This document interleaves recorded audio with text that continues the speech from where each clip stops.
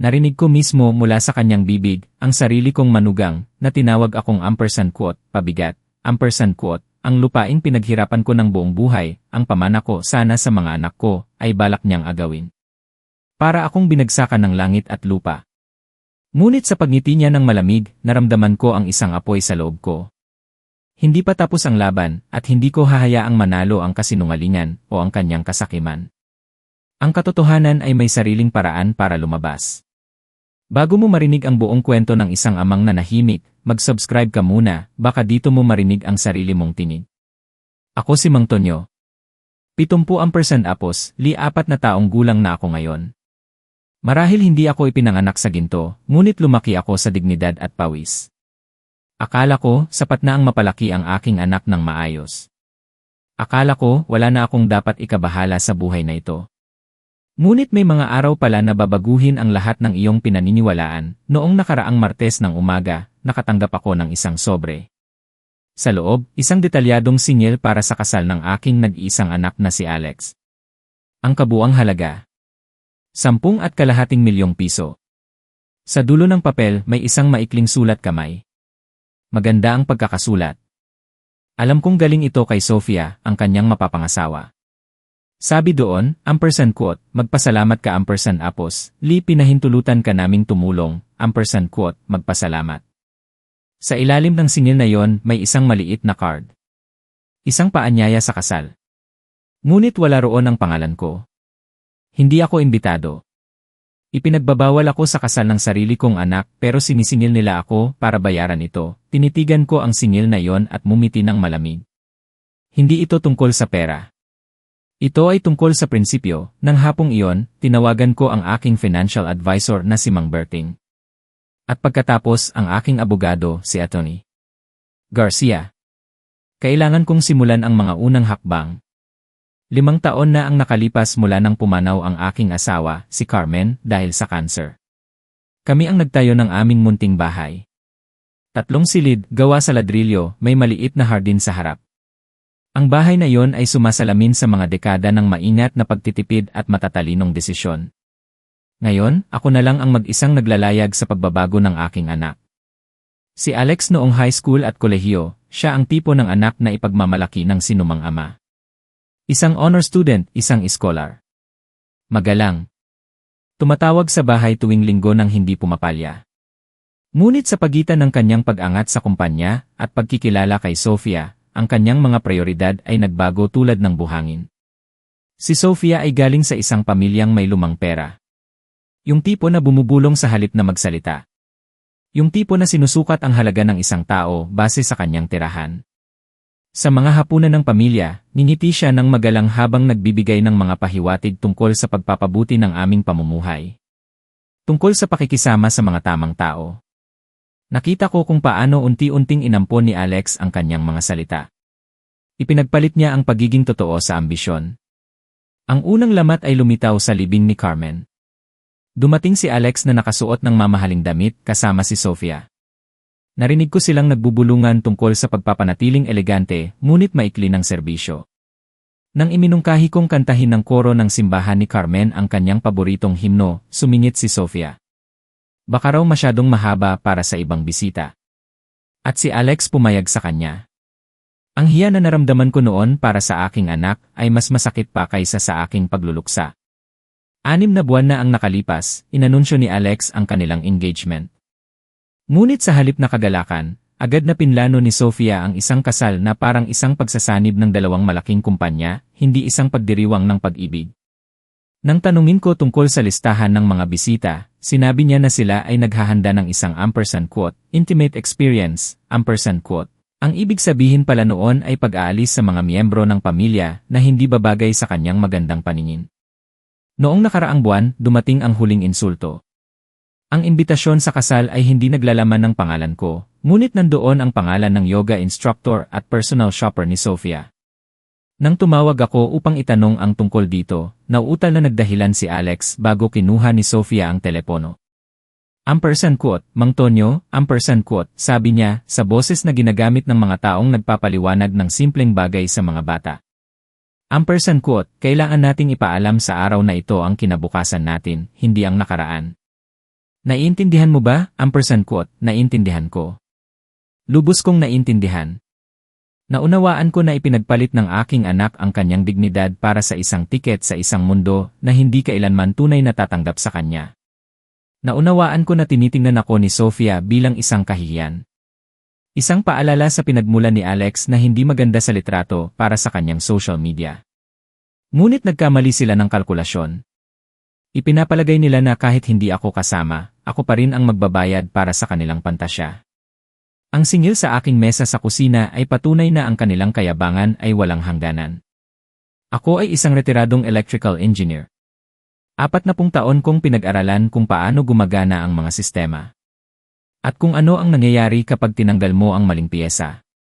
Malapit na nilang matutunan na ang respeto at pera ay dumadaloy sa iisang direksyon. At malapit ko nang baguhin ang daloy ng pareho. Nang gabing iyon, binuksan ko ang aking computer at sinimulang hilahin ang mga tali. Ang una kong hinanap ay ang Hacienda Esperanza. Ang kanilang website ay puno ng mga larawan ng marmol na haligi at ginintuang pag-ilaw. Ang tipo ng lugar na naniningil ng dagdag para lang sa kanilang pangalan. Ngunit sa kanilang mga patakaran, may nakita akong interesante. Hinihingi nila ang 50% deposito na hindi na maibabalik. At mahigpit sila sa anumang pagbabago. Sumunod ang grandeur cuisine. Ang kanilang mga larawan ay parang mga kuha mula sa isang mamahaling magasin. May mga ice sculpture at mga waiter na marahil ay mas malaki pa ang kinikita sa isang oras kaysa sa kinikita ko sa isang araw. Ang nakakuha ng aking pansin ay ang kanilang paraan ng pagbabayad. Net 30 days para sa mga kliyente ng kumpanya, ngunit bank transfer. 70% apos, ni 2 oras bago ang kaganapan, para sa mga pribadong okasyon. Pagkatapos, hinanap ko ang Elegance Lens Studios. Ang kanilang social media ay isang parada ng magagandang tao sa magagandang lugar. Bawat kuha ay kalkulado para sa pinakamalaking epekto. Ngunit ang kanilang e-wedding package ang nagpatigil sa akin. Eksklusibong nilalaman para sa social media. Profesional na pag-edit para sa publikasyon. Pakikipag-ugnayan sa mga lifestyle blogger. Ito ay hindi lamang fotografiya. Ito ay paggawa ng imahe. Sumandal ako sa aking upuan. Ang mga piraso ay nagsisimulang magkasya. Si Alex at Sofia ay hindi nagpaplano ng isang kasal. Sila ay gumagawa ng isang palabas. Kumpleto sa script, entablado, at maingat na piniling manonood. At ako, sa paanuman, ay inaasahang tustusan ang pagtatanghal na ito habang pinagbabawalan akong panoorin ito, tumunog ang aking telepono. Isang mensahe mula sa hindi kilalang numero. Quote, Ginoong Tonyo, si Jonathan po ito mula sa Grandeur Cuisine. Kinukumpirma lang po namin ang detalye para sa kasal nina Washington at Richardson. Nais ko lang pong kumpirmahin ang schedule ng inyong pagbabayad dahil kayo po ang nakalista bilang pangunahing contact. Quote, pangunahing kontak. Tinitigan ko ang mga salitang iyon hanggang sa halos masunog ang aking mga mata. Hindi lang ako pinadalhan ni Alex ng singil. Ginawa niya akong tagagarantiya sa pananalapi para sa mga supplier. Ang kapal ng mukha ay nakakamangha, tinawagan ko ang numero. Sumagot si Jonathan sa pangalawang ring. Quote, Ginoong Tonyo, salamat sa pagtawag muli. Kailangan ko lang pong isara ang schedule ng pagbabayad na yon, quote. Quote, Jonathan, quote, sabi ko, pinapanatili ang aking boses na kalmado. Quote, may kailangan akong linawin. Wala akong inaprobahang anumang singil. Kung kailangan mo ng otorisasyon, kailangan mo itong makuha ng nakasulat mula sa akin mismo, quote, katahimikan. Pagkatapos ay isang maingat na pag-ubo. Quote, paumanhin po. Akala ko po sabi po ng planner, kayo po ang humahawak ng account, quote, nagkamali ng akala ang planner, quote, sabi ko. Quote, huwag kang tumanggap ng anumang verbal na pangako sa pangalan ko. Lahat ay dadaan sa akin mismo ng nakasulat o hindi ito mangyayari, quote. Pagkatapos kong ibaba ang telepono, naramdaman ko ang isang bagay na matagal ko nang hindi nararamdaman. Control. Masyadong matagal kong pinanood si Alex na lumayo, walang magawa. Ngunit ang pera ito pala ang wika na naiintindihan ng lahat. Pati na ng aking anak, binuksan ko ang aking browser at hinanap ang isang taong matagal ko nang hindi nakakausap. Si Danny Ramos. Ang matalik na kaibigan ni Alex mula pa noong high school. Ang batang mas habang si Alex ay lumipat sa mundo ng korporasyon, pinili ni Danny ang potografiya. Nagtayo siya ng isang maliit ngunit tapat na negosyo. Kinukunan niya ng litrato ang mga tunay na pamilya sa tunay na presyo, nahanap ko ang kanyang numero at tumawag. #, Danny Ramos. Potografiya, #, Danny, si Mang Tonyo ito, #, isang paghinto. Pagkatapos ay isang tunay na init. Mang Tonyo, kamusta po kayo? Hindi gaanong mabuti, anak. Kailangan ko ng pabor. Tungkol ito kay Alex, akala ko na nga po. Tumawag siya sa akin ilang buwan na ang nakalipas. Tinanong kung kukunan ko ang kanyang kasal. Nang ibigay ko ang aking presyo, tumawa siya at sinabing kukuha sila ng isang taong mas angkop sa kanilang pananaw, ang kalupitan niyan ay masakit. Si Danny ay parang pangalawang anak na namin.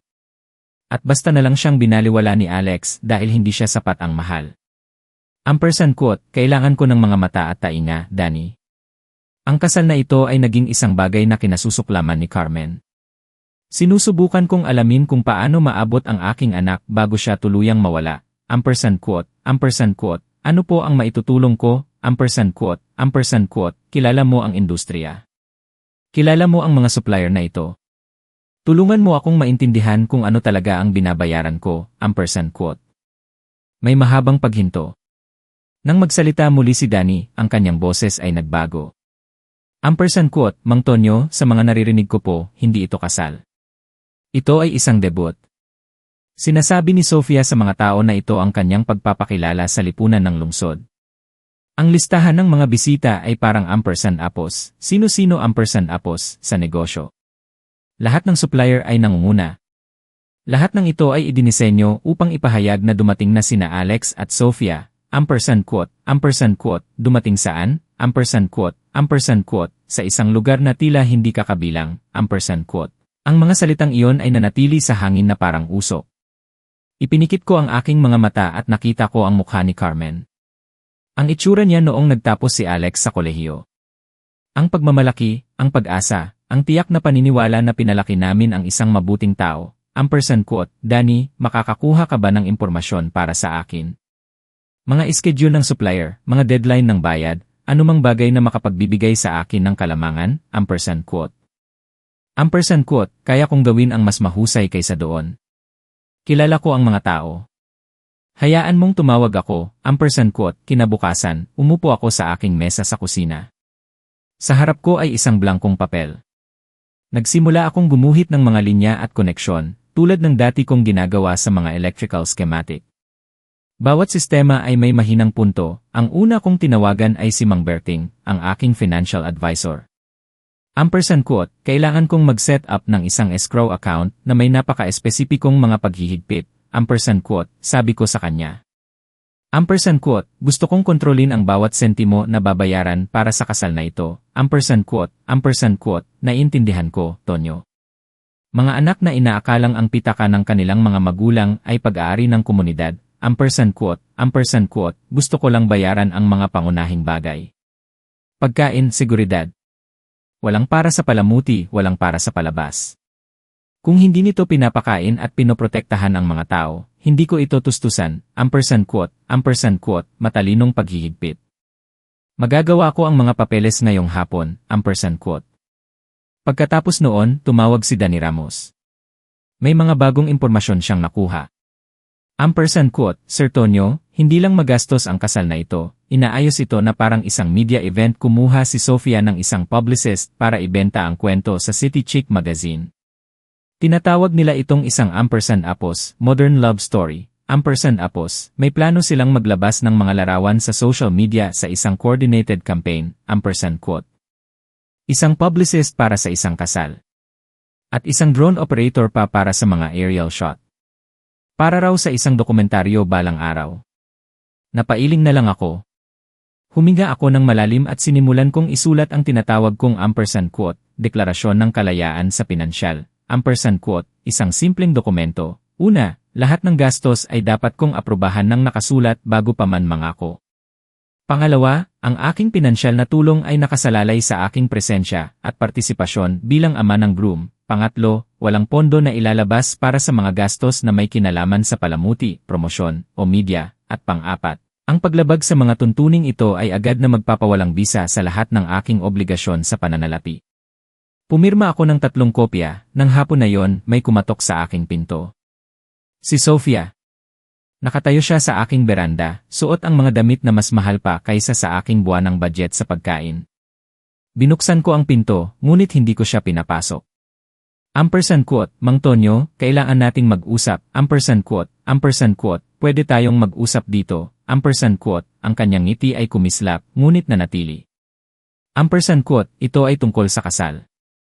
Tungkol kay Alex. Tungkol sa pamilya. Quote, Sofia, sa tuwing umuupo tayo bilang sibilisadong tao, sinusubukan mong kumbinsihin ako na ang aking presensya ay isang kahihiyan. Mas gugustuhin kong tumayo. Quote. Ang kanyang maskara ay bahagyang natanggal. Quote, tingnan mo, alam kong nagkaroon ng hindi pagkakaunawaan. Quote, walang hindi pagkakaunawaan.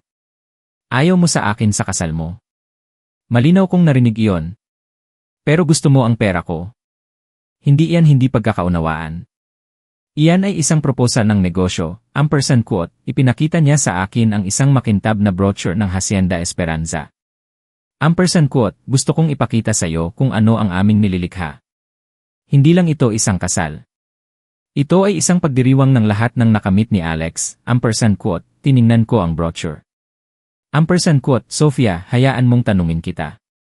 Sa lahat ng planong ito, lahat ng litrato at listahan ng bisita saan mo nakikita ang pag-ibig. Quote, natigilan siya. Quote, paumanhin. Quote, pag-ibig. Ang dahilan kung bakit nagpapakasal ang mga tao. Nasaan iyon sa iyong brochure? Quote. Ang kanyang kahinahunan ay lalong nabasag. Quote, lahat ng ginagawa namin ay tungkol sa pag-ibig. Quote, ipinagdiriwang ninyo ang inyong imahe. May pagkakaiba doon. Quote, hindi mo naintindihan ang posisyon ni Alex ngayon. Ang mga taong kasama niya sa trabaho, ang mga oportunidad ang kasal na ito ay hindi lang tungkol sa amin. Ito ay tungkol sa kanyang karera. Quote, ang kanyang pamilya. Palaging magiging mahalaga sa kanya. Quote, sapat na mahalaga para imbitahan sa kanyang kasal. Quote. Katahimikan. Nang magsalita siyang muli, ang kanyang boses ay may talim na hindi ko pa narinig dati. Quote, Mang Tonyo, sinusubukan kong maging diplomatiko dito. Hindi kami maaaring magkaroon ng mga elemento na hindi tumutugma sa aesthetic na aming nilikha. Quote, elemento. Iyon pala ako. Quote, ikaw ay isang lalaking nagtrabaho ng 40 taon gamit ang iyong mga kamay na nakasuot ng overalls. Ang aming mga kaibigan ay mga doktor, abogado, executives. Inaasahan nila ang isang tiyak na antas ng pagiging sopistikado. Quote. Naroon na. Ang katotohanan. Hindi ako tinatanggap dahil sa kung sino ako. Isang lalaking umangat sa pamamagitan ng tapat na paggawa sa halip na minanang yaman. Quote, Sofia, hayaan mong bigyan kita ng isang aralin tungkol sa pagiging sopistikado. Ang mga taong sopistikado ay hindi nagbubukod ng ama na nagpalaki ng groom. Ang mga taong sopistikado ay hindi nagpapadala ng singil sa mga taong pinagbawalan nila sa mga kaganapan. Ang mga taong sopistikado ay naintindihan na ang pag-ibig ay hindi isang tatak na dapat pamahalaan. Quote. Namula ang kanyang mga pisngi. Quote, sige, kung gusto mong maging matigas ang ulo tungkol dito. Sinabi sa akin ni Alex na magiging mahirap ka. Quote, sinabi rin ba niya sa iyo ang tungkol sa pangalawang sangla na kinuha ko para mabayaran ang kanyang edukasyon? Ang truck na ibinenta ko para matustusan ang mga bayarin sa ospital ng kanyang ina? Quote, nasa nakaraan na yan. Quote, ganyan ang itsura ng pag-ibig, Sofia. Hindi isang photoshoot. Hindi isang listahan ng bisita na pinili para sa networking. Ang pag-ibig ay sakripisyo ng walang palakpakan. Quote. Ibinaba niya ang brochure. Quote, pumunta ako rito para isama ka. Pero kung magiging mapait ka baka mas mabuting manatili ka na lang sa bahay. Quote, baka nga. Pero kung mananatili ako sa bahay, mananatili rin sa bahay ang pera ko. Quote, nanlaki ang kanyang mga mata. Quote, Ano ang ibig mong sabihin? Ampersand quote, inilabas ko na ang pag-ibig ay hindi nangangailangan ng kampanya sa publisidad. Ampersand quote, bakit mo ginagawang napakahirap nito? Inimbitahan ka naming mag-ambag, ampersand quote. Ampersand quote, inimbitahan nyo ang aking pitaka. Ipinagbawal nyo ako. Kung hindi mo naiintindihan kung bakit iyon isang problema, mas malaki pa ang problema natin kaysa sa pagpaplano ng kasal, ampersand quote, natahimik si Alex. Nang magsalita siyang muli, ang kanyang boses ay iba. Mas maliit. Ampersand quote, Papa, naiipit ako sa pagitan niyong dalawa ni Sofia. Mahal ko kayong dalawa, ampersand quote, kung gayon, kumilos ka na parang ganoon. Itigil mo ang pagtrato sa akin na parang isang at simulang itrato ako bilang iyong ama, ampersand quote, ano ang gusto mo sa akin, ampersand quote, gusto kong alalahanin mo kung sino ka.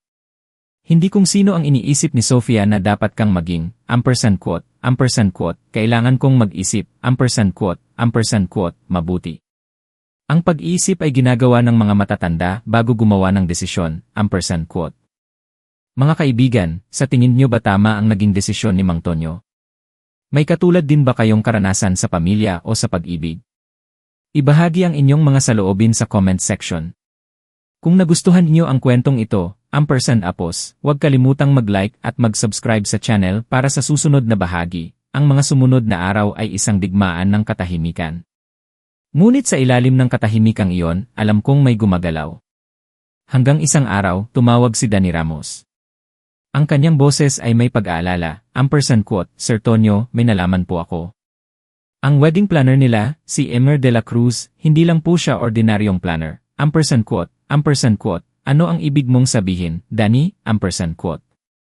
Ampersand quote, siya po ay isang ampersand apos, lifestyle facilitator, ampersand apos, tinutulungan niya ang mga taong magpakita ng isang imahe na hindi talaga nila kayang bayaran. Nag-aayos siya ng mga panandaliang pautang sa pamamagitan ng mga pribadong nagpapahiram, ampersand quote, pribadong nagpapahiram. Utang. Ang mga salitang iyon ay tumama sa akin. Ampersand quote, isipin niyo ang payday loan para sa mayayaman, ampersand quote, paliwanag ni Danny. Ampersand quote, mataas ang interes, panandalian, idinisenyo upang punan ang mga puwang sa pagitan ng imahe at katotohanan, ampersand quote, si Emer de la Cruz ay kumukuha ng 1% sa lahat ng kanyang inaayos, ampersand quote. Ibig mong sabihin nangutang si Alex para sa kasal na ito, ampersand quote, ang aking boses ay halos hindi marinig. Ampersand quote, sa tingin ko po, mga 4 na milyong piso, o higit pa, ampersand quote, 4 na milyon. Napaupo ako. Agad kong tinawagan si Mang Berting. Ampersand quote, kailangan mong suriin ang kredito ni Alex. Isang buong ulat. Lahat, ampersand quote, Tonyo, hindi ko magagawa iyan nang walang pahintulot niya, ampersand quote, kung gayon, tawagan mo siya at hingin ang kanyang pahintulot. Sabihin mo sa kanya na kailangan ng kanyang ama na maunawaan ang kanyang sitwasyon sa pananalapi. At kung tumanggi siya malalaman ko ang lahat ng kailangan kong malaman, ampersand quote. Isang oras lang ang lumipas, si Alex na mismo ang tumawag. Ang kanyang boses ay puno ng galit. Ampersand quote, Papa, bakit mo sinusuri ang aking kredito? Hindi ka ba nagtitiwala sa akin, ampersand quote. Ampersand quote, ang tiwala ay kailangang kitain, Alex. Kamakailan lang, hindi mo yon pinatunayan, ampersand quote, natahimik siya. Pagkatapos, inamin niya. Ampersand quote, Papa, maaaring may ilang pansamantalang problema sa cash flow, ampersand quote, inamin niyang si Emer de la Cruz ay nag-ayos ng isang ampersand apos, bridge loan ampersand apos, na 4 na milyong piso para mabayaran ang mga deposito ng supplier. Idinahilan niyang ito ay ampersand apos, standard practice ampersand apos, para sa mga malalaking kasal. Sabi niya, ampersand quote, magiging maayos ang lahat, ampersand quote. Kinahapunan, tumawag ang mismong si Emer de la Cruz. Ang kanyang boses ay makinis, puno ng kumpiyansa ng isang taong sanay na maglaho ng mga mamahaling problema. Nag-alok siyang makipagkita. Pumayag ako, ngunit sinabi kong isasama ko ang aking financial advisor. Nagkita kami sa kanyang opisina sa Financial District. Lahat sa lugar ay sumisigaw ng mamahaling pagiging pribado. Balat na kasangkapan, mahogany paneling. Si Emer de la Cruz ay eksakto sa inaasahan ko. Maayos manamit, magaling magsalita, at ganap na komportable sa pera ng ibang tao. Ampersand quote, Ginoong Tonyo, salamat sa pagpunta. Nais kong tiyakin sa inyo na ang pagpupondo ng inyong anak ay ganap na lehitimo. Ampersand quote, ano ang interes? Ampersand quote, tanong ko. Ang kanyang ngiti ay hindi natinag.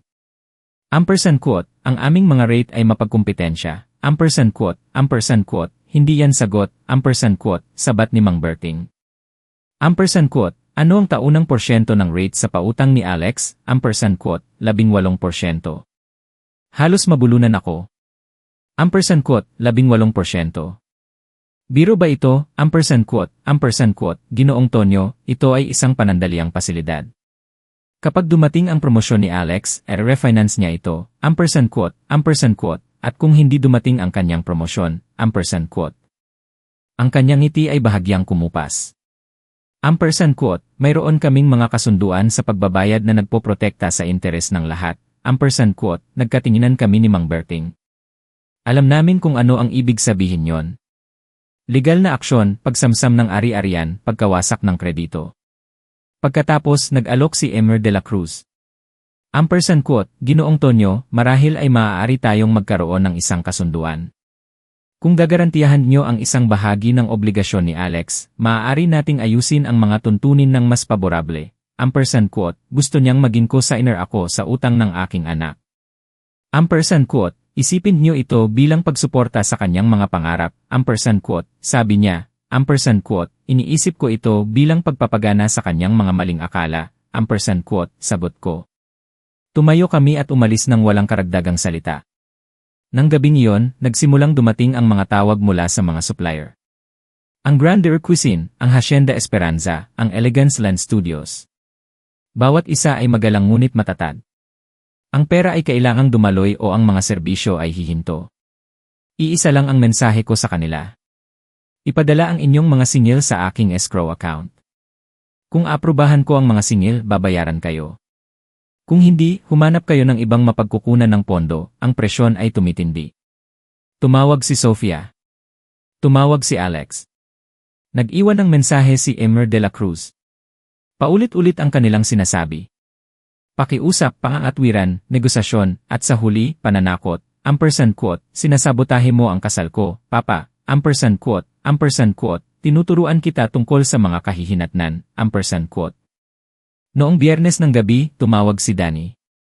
Ampersand quote, Sir Tonyo, nakausap ko po ang isang tao sa Hacienda Esperanza. Kinakabahan na po sila.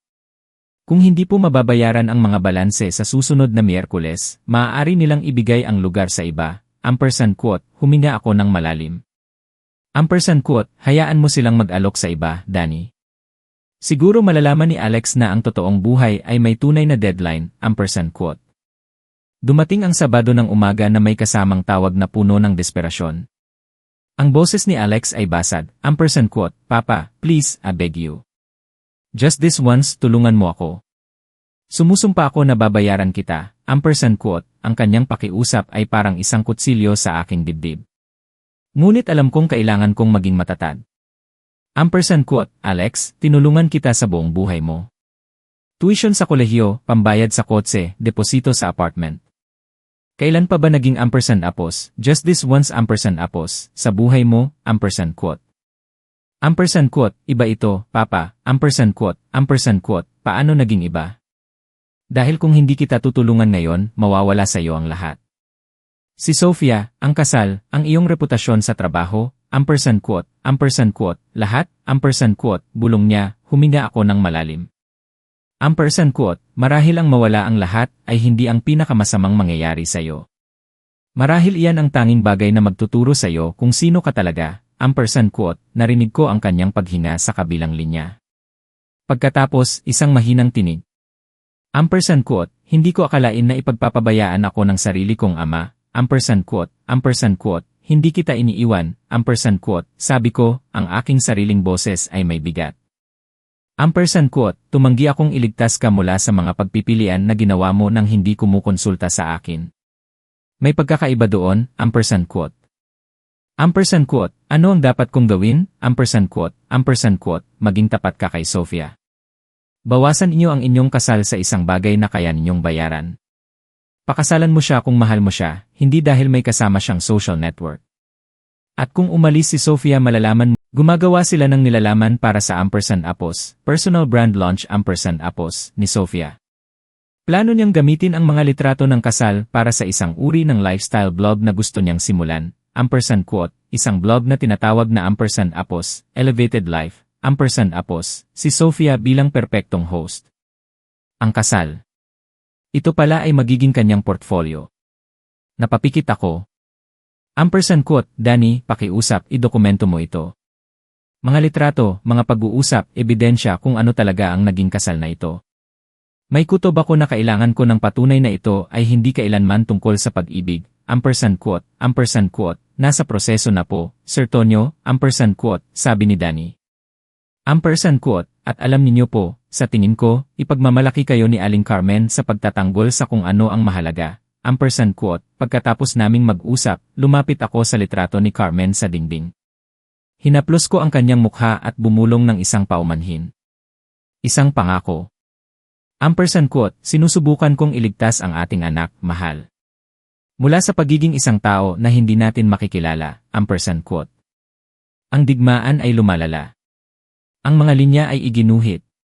Sa isang panig, sina Alex, Sofia, at Emer de la Cruz. Sa kabilang panig, ako. Gamit lamang ang mga prinsipyo at ang disiplina sa pananalapi para ipatupad ang mga ito. 4 na linggo na lang bago ang kasal. May kailangang bumigay.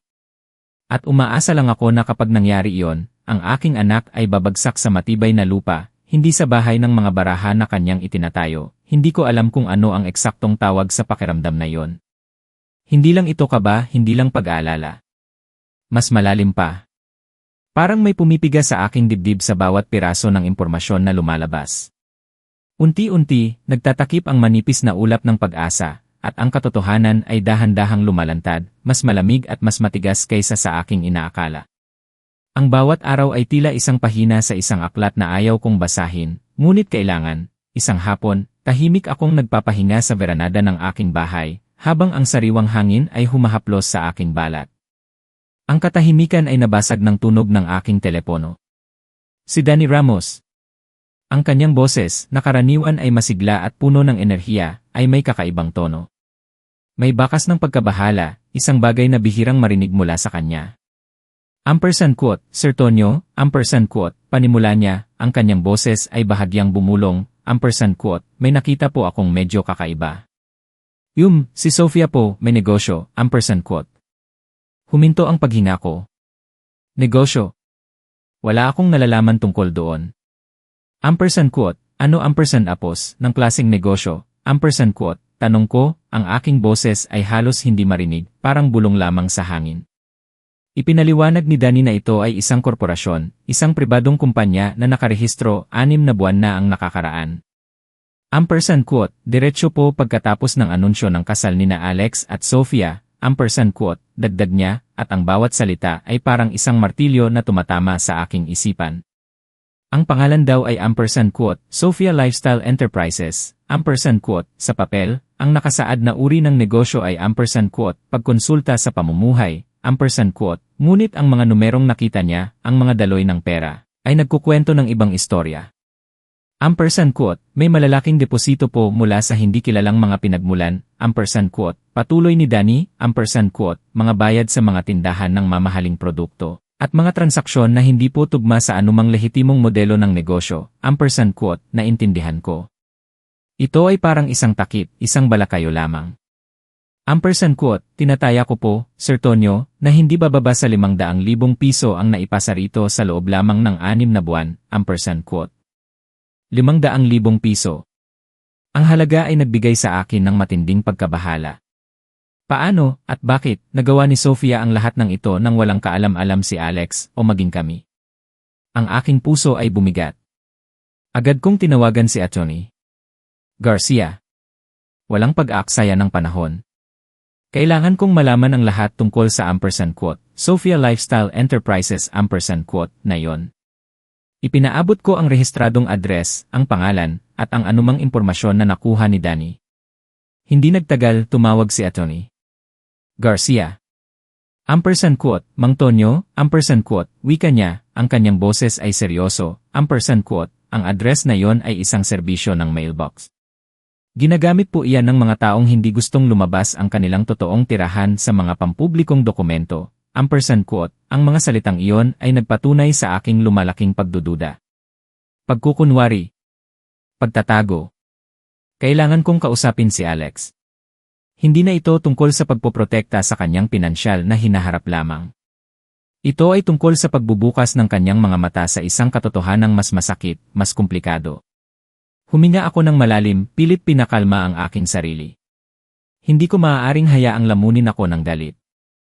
Ang aking anak ay nangangailangan sa akin, nang may kalinawan ng isip, nang dumating si Alex sa bahay, ipinakita ko sa kanya ang mga corporate filing documents na nakuha ni Atty. Garcia. Ang pangalan ni Sofia. Ang misteryosong address. Ang klasifikasyon ng negosyo bilang quote, pagkonsulta sa pamumuhay, quote, ang kanyang mukha ay nawalan ng kulay, parang isang estatwa. Quote, Papa, quote, bulong niya, ang kanyang mga mata ay nanlalaki sa gulat, quote, walang kumpanya si Sofia. Nagtatrabaho siya para sa isang non-profit, quote, hindi siya makapaniwala. Quote, anak, quote, kalmado kong paliwanag, quote, ang kumpanyang ito ay nagproseso ng hindi bababa sa 500,000 pisong transaksyon simula pa noong Enero, quote. Hindi ko siya tinitingnan ng may paghatol, kundi ng may labis na pag-aalala. Naguguluhan si Alex. Quote, paano? Kami ay nagbukas ng isang joint savings account para sa mga gastusin sa kasal. Inilagay ko ang pera mula sa aking bonus. Siya ay nag-aambag mula sa kanyang sweldo. Lahat ay transparent, quote, ang bawat salita niya ay puno ng pagtatanggol, ng pananampalataya. Quote, Alex, quote, wika ko, quote, pakitingnan mo ang inyong joint account ngayon, quote. Kinuha niya ang kanyang telepono, ang mga kamay niya ay medyo nanginginig. Nag-log in siya sa banking API. Habang nag-scroll siya sa kasaysayan ng transaksyon, dahan-dahang nagbago ang kanyang mukha. Ang pagtataka ay napalitan ng pagkabigla, pagkatapos ay sakit, at sa huli, isang malamig na pagkaunawa. Quote, Papa, quote, ang kanyang boses ay halos hindi marinig, quote, may mga withdrawal dito na hindi ko kinikilala. Malalaking 100,000 piso noong Agosto, 80,000 piso noong Setyembre. Lahat ay pinahintulutan ni Sofia, quote, sinabi niyang ang description lang ay quote, gastusin sa kasal, quote, ngunit hindi raw siya kailanman nagbigay ng pahintulot para sa ganoong kalalaking paglilipat ng pera. Ang kanyang kamay ay unti-unting bumaba, nanginginig. Sa screen, ang natitirang pera sa account ay 50,000 piso na lamang. Mula sa 500,000. Halos manginig ang buong katawan ni Alex. Ang kanyang mukha ay namutla, parang nakakita ng multo. Ang bawat kulubot sa kanyang noo ay sumasalamin sa bigat ng katotohanan na unti-unti niyang nauunawaan. Sa sandaling iyon, ang huling piraso ng puzzle ay binuo. Nagamit ni Sofia ang pera mula sa kanilang joint account, hindi para sa kasal, kundi para sa sarili niyang lihim na negosyo, para sa sarili niyang mga luho. Ang aking anak, niloko. Pinagsamantalahan, muling tumunog ang aking telepono. Si Danny Ramos. May dagdag impormasyon siya, mas nagpabigat sa sitwasyon. Quote, Sir Tonyo, quote, wika niya, quote, kinumpirma po ng kaibigan ko na nagtatrabaho sa Cartier sa downtown na regular na kliyente si Sofia. Bumibili po ng mga alahas, relo, mga mamahaling aksesorya. At palagi raw po itong cash ang bayad, quote, tinatayan niya na hindi bababa sa 300,000 piso ang halaga ng mga nabili simula pa noong tagsibol. At ang mas nakakagulat, quote, lahat po, nakapangalan sa Apos, Sofia Lifestyle Enterprises Apos, para sa Apos, Business Development Purposes Apos, quote, dagdag pa rito. Nakabili rin daw si Sofia ng mamahaling disenyo ng kasangkapan na nagkakahalaga ng hindi bababa sa 200,000 piso para sa kanyang quote, opisina ng pagkonsulta, quote. Tuluyang nawalan ng kulay ang mukha ni Alex. Ang kanyang balikat ay bumagsak. Tinitigan niya ako, ang kanyang mga mata ay puno ng pagtataksil at sakit. Sa loob ng ilang buwan, naniwala siya na kasama niya si Sofia sa pagbuo ng isang hinaharap. Ngunit ang hinaharap na iyon ay isang matamis na kasinungalingan lamang. Hindi pa natatapos ang gabing iyon, tumawag si Inger de la Cruz, ang wedding planner. Ang kanyang boses ay puno ng desperasyon, halos umiiyak. Nagbabanta siya ng legal na aksyon mula sa mga supplier kung hindi mabayaran ang mga deposit. Ang bigat ng katotohanan ay unti-unting pumapatong sa aming lahat, naglalantad ng mga kasinungalingan na akala namin ay hindi kailanman lilitaw. Ang pagkabigo kay Sofia, at ang pagkabigo sa sistemang ito na kayang manipulahin ang katotohanan, ang gabi ay tila bumigat sa aming balikat. Ang mga revelasyon ay parang malamig na batong bumagsak sa aming mga puso. Ngunit sa pagdapo ng umaga, kasabay ng pagsikat ng araw, ay dumating ang isang bahagyang kaginhawaan. Maaga pa, bago pa man lubusang magising ang buong kabahayan, tumawag si Atty. Garcia. Ang kanyang boses, sa kabila ng maagang oras, ay puno ng profesionalismo, at may dalang balita na parang tubig sa uhaw. Quote, Mang Tonyo, quote, wika niya, quote, sinuri ko po ang bawat dokumento na ipinadala ni Emer de la Cruz. At may magandang balita po ako. Hindi po kayo responsable sa mga utang ng supplier, quote, para akong nabunutan ng tinik. Ang bigat na matagal kong dinala ay tila unti-unting lumisan sa aking dibdib. Ipinaliwanag pa niya, quote, ang lengguwahe po sa kontrata ng wedding planner ay sadyang nakakalito, idinisenyo upang lituhin ang mga ordinaryong tao. Ngunit malinaw na ang mga utang na iyon ay kina Alex at Sofia bilang mga direktang kliyente, at hindi sa inyo bilang tagapanagot, quote. Nakaramdam ako ng matinding kaginhawaan, isang malalim na paghupa ng pagkabalisa. Ngunit kasabay niyon ay ang galit sa mga taktika ni Emer de la Cruz, ang kanyang panlilinlang na halos magpataw ng isang hindi makatarungang pasanin sa akin. Alam kong may ilang tao pa akong kailangan harapin, at ang una sa listahan ay si Sofia. Kinuha ko ang aking telepono. Ang bawat pagdampot ko sa numero niya ay parang paghawak sa isang malamig na bato. Ngunit kailangan itong gawin. Tumawag ako. Quote, Sofia, quote, wika ko, ang aking boses ay kalmado, ngunit matatag, walang bakas ng emosyon. Quote, nararapat malaman ng aking anak kung sino ang pinaplano niyang pakasalan, quote. Walang paligoy-ligoy. Diretsahan kong ibinulgar ang lahat ng aking nalalaman, ang bawat detalye na unti-unting kong natuklasan. Quote, ang Sofia Lifestyle Enterprises. Ang 300,000 pisong halaga ng mga hindi inihayag na pagbili ng alahas. Ang 200,000 pisong inilipat mula sa joint account ni Alex nang hindi niya alam, quote, bawat salita ay lumabas sa aking bibig, mabagal, malinaw, parang yelo na tumatama sa pader. May mahabang katahimikan sa kabilang linya. Pagkatapos, nagsalita si Sofia, ang kanyang boses ay manipis at pilit. Sinubukan niyang ipagtanggol ang sarili. Quote, hindi ko ninakaw ang anumang bagay.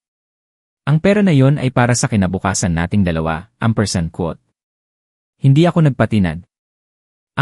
Quote, ang alahas at disenyo ng kasangkapan ba ay para sa kinabukasan niyong dalawa, quote, tanong ko, puno ng matinding pagkabigo. Quote, hindi mo maintindihan. Mahalaga ang imahe sa aking mundo, quote, ang huling pangungusap niya ang nagpaliwanag sa lahat. Doon, naintindihan ko.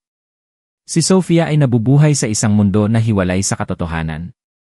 Isang mundo kung saan ang panlilinlang, ang pagtatago ng totoo, ay katanggap-tanggap kung ito ay para sa kanyang quote, imahe, quote, para sa kanyang quote, kinabukasan, quote, walang pagbabago sa kanyang pananaw, walang pagsisisi. Tanging pagtatanggol sa sarili. Nang gabing iyon, dumating si Alex sa bahay. Ang kanyang mukha ay may bakas pa rin ng sakit, ngunit mayroon na ring bagong determinasyon. Ang kanyang mga mata ay nanatiling namumula, ngunit ang kanyang tindig ay matatag. Alam kong may malalim siyang pinagdaanan. Quote, Papa, quote, panimula niya, ang kanyang boses ay malinaw, quote. Tatawagan ko bukas si Emer de la Cruz upang kanselahin ang natitirang kontrata ng supplier, at makipagnegosasyon sa mga plano ng pagbabayad para sa lehitimong cancellation fees. Quote, nagpasya rin siyang isara ang joint account nila, tapusin ang anumang koneksyon sa pananalapi kay Sofia. At ang mas nagpagaan sa aking loob, balak niyang maghain ng reklamo sa pulisya tungkol sa mga iligal na paglilipat ng pera. Quote, sigurado ka ba sa paghahain ng reklamo? Quote, tanong ko, kailangan kong marinig mula sa kanya? Quote, sigurado ako na gusto kong matapos ito ng malinis, quote, matatag niyang sagot. Quote, kailangang harapin ni Sofia ang mga kahihinatnan at kailangan kong huminto sa pagpapagana ng kanyang mga pinili. ampersand quote, sa mga salitang iyon, naramdaman ko ang isang malaking pagbabago. Ang aking anak, na matagal nang naliligaw sa mga kasinungalingan, ay bumalik. Ang Alex na minahan ni Carmen, ang Alex na kilala kong matuwid, ay nagpakita. Ampersand quote, anak, ampersand quote, wika ko, ang aking boses ay bahagyang nanginginig sa pagmamalaki, ampersand quote, ipinagmamalaki kita, ampersand quote. Ngumiti siya, isang bahagyang ngiti lamang, ngunit puno ng sinseridad. Ampersand quote, huwag kang maging proud pa, papa, ampersand quote, anya. Ampersand quote, may 2 taon akong utang na babayaran at maraming pagbabago ang gagawin. Ngunit ngayon, hindi bababasa, nagtatayo ako sa matibay na lupa, ampersand quote, ang mga salitang iyon ay musika sa aking pandinig. Ang aking anak bumabangon. Isang masakit na aralin, ngunit isa na nagpalaya sa kanya mula sa isang ilusyon. Ang kanyang desisyon ay isang patunay na ang katotohanan, gaano man ito kasakit, ay palaging nagbibigay ng kalayaan. 3 linggo ang lumipas mula ng huling paghaharap. 3 linggo ng tahimik na pagpapagaling para kay Alex at para na rin sa akin. Sa mga araw na yon, abala siya sa pag-asikaso ng mga kinakailangan. Kinansela niya ang mga kontrata at sinimulan ang proseso ng pagbabayad sa mga lehitimong cancellation fees. Unti-unti, bumalik ang sigla sa kanyang mga mata. Ang kanyang mga hakbang ay naging mas matatag. Ngunit ang buhay, tulad ng alam kong matagal na, ay puno ng mga hindi inaasahang pagsubok. Kung minsan, ang pinakamalaking pagsubok ay nagmumula sa mga lugar na inaakala mong nasarhan na. Isang gabi, matapos ang hapunan, tumawag si Alex, ang kanyang boses ay may halo ng pagkalito at, aminin ko man o hindi, bahagyang pag-asa. Ampersand quote, papa, ampersand quote, wika niya, ampersand quote, tumawag si Sofia, ampersand quote. Kinabahan ako. Sumikip ang aking dibdib. Ano na naman kaya ito? Ipinaliwanag ni Alex na gusto raw ni Sofia na ituloy ang kasal. Anya, sumang-ayon na raw ang kanyang mga magulang na tustusan ang kasal, at magkakaroon sila ng isang maliit, mas intimate na seremonya. Sa Sabado na ito. Sa isang mas maliit na lugar. Ampersand quote, ano ampersand apos, nang pakiramdam mo tungkol dyan, Alex, ampersand quote, tanong ko, pilit pinapanatili ang kalmado sa aking boses. Ayaw kong maimpluwensyahan ang kanyang desisyon. Ampersand quote, nais kong makita kung sino talaga siya kapag may presyon, papa, ampersand quote, sagot niya, ang kanyang boses ay may pag-aalinlangan, ngunit may bahagyang pagkabahala rin. Ampersand quote, kung nagbago ba siya, o kung mas mahusay lang siyang magtago ng mga bagay, ampersand quote. Alam kong ito ay ampersand quote, mapanganib na laro, ampersand quote, ang paglalakad sa pagitan ng pag-asa at pagdududa, ang pagbibigay ng pangalawang pagkakataon sa isang tao na nagpabaya na. Binalaan ko siya. Ngunit bilang isang ama, alam kong may mga laban na kailangan niyang ipaglaban mag-isa, kahit gaano pa kasakit. Ang magagawa ko lang ay suportahan siya, anuman ang kanyang desisyon, at manatili sa kanyang tabi. Ngunit sa likod ng aking isipan, hindi ako titigil sa paghahanap ng katotohanan. Ang pag-ibig ko sa aking anak ay walang pasubali. Hindi nagtagal, tumawag din si Sofia sa akin. Ang kanyang boses ay may ampersand quote, sa pilitang ningning, ampersand quote, isang pilit na kasiglahan na hindi niya kayang itago. Inanyayahan niya ako sa kasal sa Sabado. Ipinaliwanag niyang ito ay isang ampersand quote, intimate ampersand quote, na seremonya, ampersand quote, pamilya at mga malalapit na kaibigan lang, ampersand quote, ang kanyang tono ay puno ng pilit na paggalang, ngunit ramdam ko ang kawalan ng sinseridad sa bawat salita. Ampersand quote, Sofia, gusto mo ba talaga ako sa kasal na ito? Ampersand quote, diretsahan kong tanong. Hindi ako nagpaligoy-ligoy. Nag-atubili siya, isang mahabang sandali. Pagkatapos ay sinabi niya na ampersand quote, mahalaga sa aming dalawa ang pamilya ni Alex, ampersand quote, ang mga salitang iyon ay lumabas ng may pilit ng ngiti. Alam ko na. Isa na namang kasinungalingan. Hindi ako ang mahalaga sa kanya, kundi ang presensya ko bilang ampersand quote, ama ampersand quote, ni Alex. Ang pagpapanatili ng imahe. Agad kong tinawagan si Danny Ramos. Humingi ako ng investigasyon sa bagong lugar ng kasal na sinasabi ni Sofia, isang event place daw sa labas ng bayan. Hindi nagtagal, tumawag siya pabalik. Ampersand quote, Sir Tonyo, ampersand quote, wika niya, ang kanyang boses ay diretsahan, ampersand quote, walang booking ng kasal sa labas ng bayan para sa Sabado, ampersand quote, walang anuman. Kinumpirma ni Danny na nagsisinungaling si Sofia. Muli. Naramdaman ko ang lamig na unti-unting gumagapang sa aking katawan. Ang aking anak muling naglalakad sa bingit ng kapahamakan.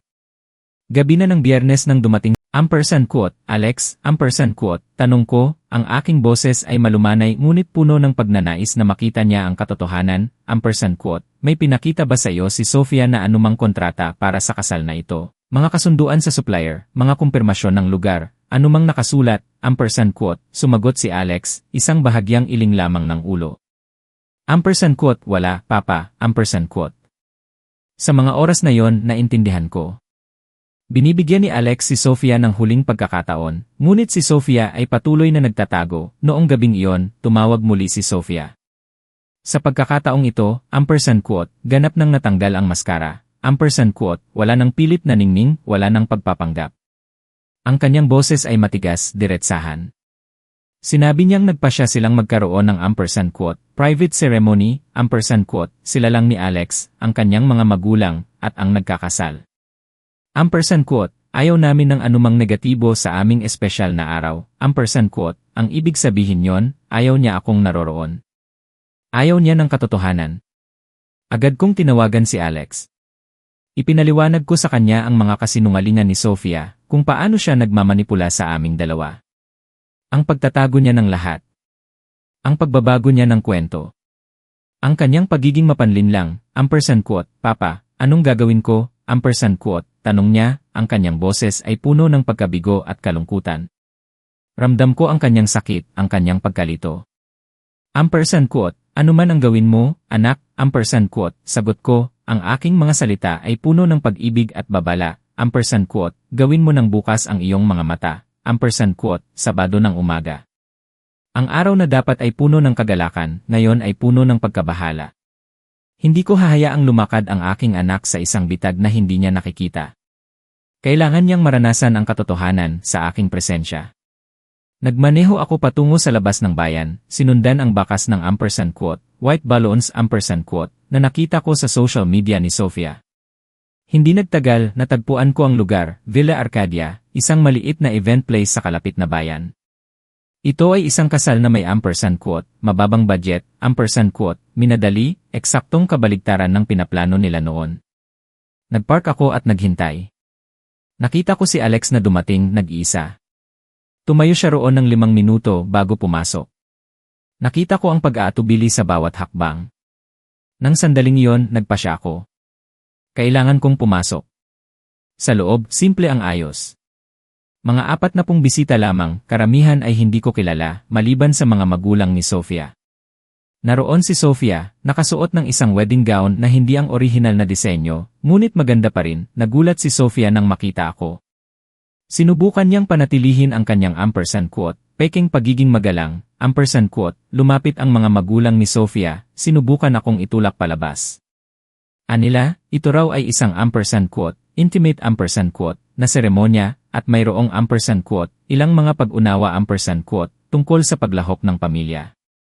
Ako ay isang ama na dumadalo sa kasal ng aking anak, matatag kong sinabi. At doon, sa harap ng lahat, ibinulgar ko ang kanyang kasinungalingan. Nagsinungaling ka kay Alex na tumanggi akong dumalo. Nagsinungaling ka sa akin na gusto niya ng pribadong seremonya, Ang ingay ay umakit kay Alex. Lumapit siya, naguguluhan nang makita ako. Papa, ano apos, nang ginagawa mo rito? Nandito ako para sa kasal mo, anak, sagot ko, bumaling si Alex kay Sofia. Sofia, sinabi mo kay Papa na hindi ako imbitado, sinubukan ni Sofia na ipagtanggol ang sarili, sinisisi ako na mahirap sa pera kaya hindi ko raw maintindihan.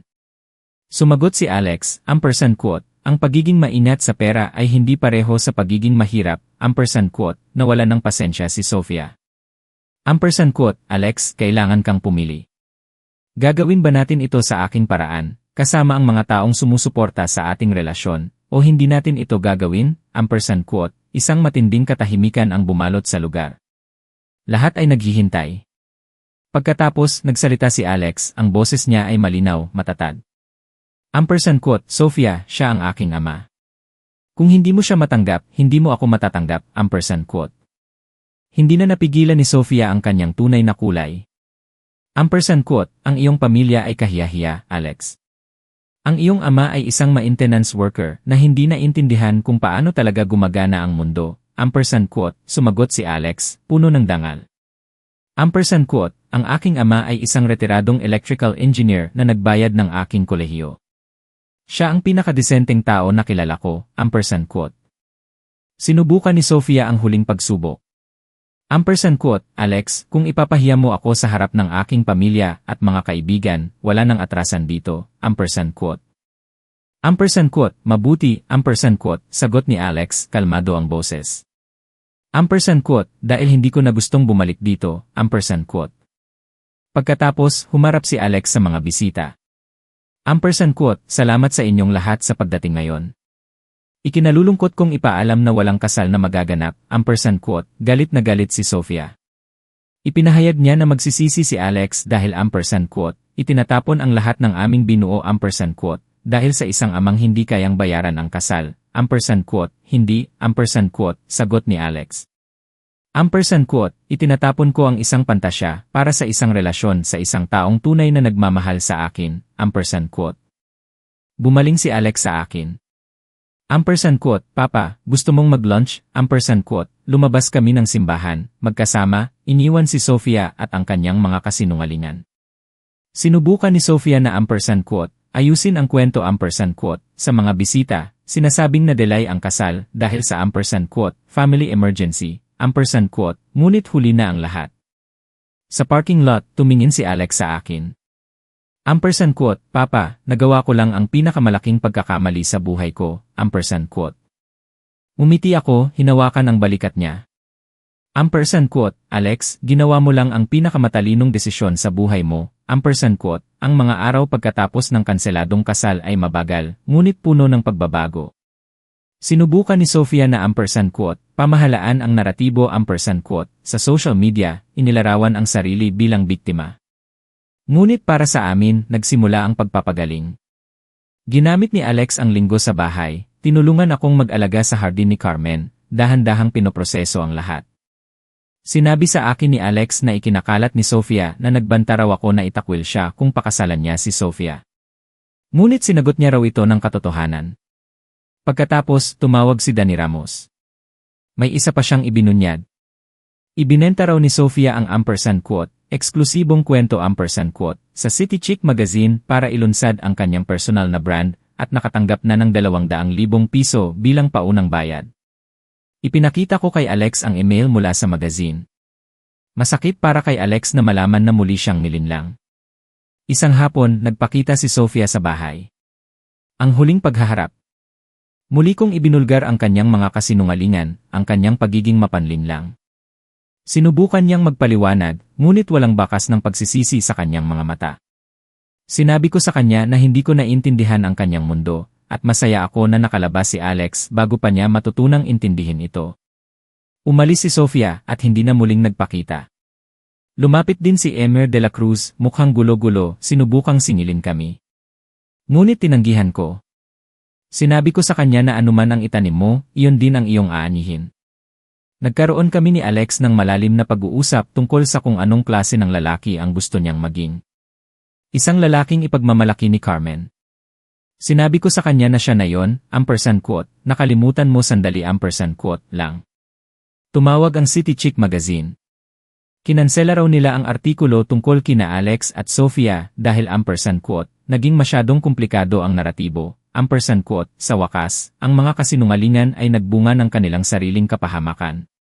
Makalipas ang 2 buwan, ibinalik ni Alex ang engagement ring, nakatanggap siya ng 60% ng halaga nito. Nakaramdam siya ng ampersand quote, gaan, ampersand quote, parang ibinalik niya ang isang bagay na hindi talaga sa kanya.